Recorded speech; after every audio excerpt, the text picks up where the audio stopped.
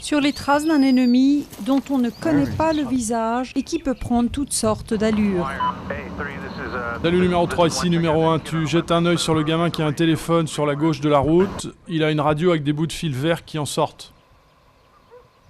De par la nature de la guérilla en cours dans le sud de l'Afghanistan, n'importe quel Afghan est un allié potentiel ou un ennemi. Les soldats américains boivent le thé avec un chef de village qui était autrefois du côté des talibans. Ils comptent désormais sur lui comme un allié. Mais il en a assez de son nouveau rôle. Il ne peut pas garantir la sécurité de ses habitants.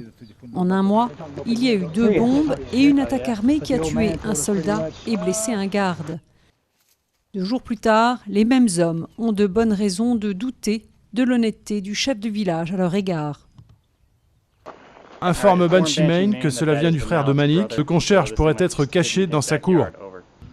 Le lieutenant Joe Tynert est mort 1 semaine après ces images en sautant sur une mine alors qu'il patrouillait dans un village des environs.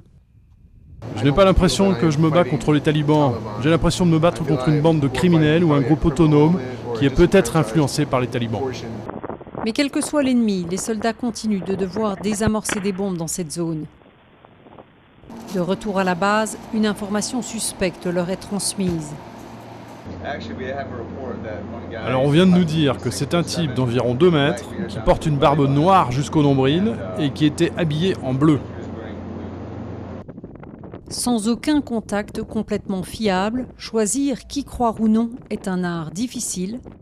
Mais dans l'immédiat, les soldats se préparent à la prochaine opération dans une guerre où les alliés et les ennemis se ressemblent dangereusement.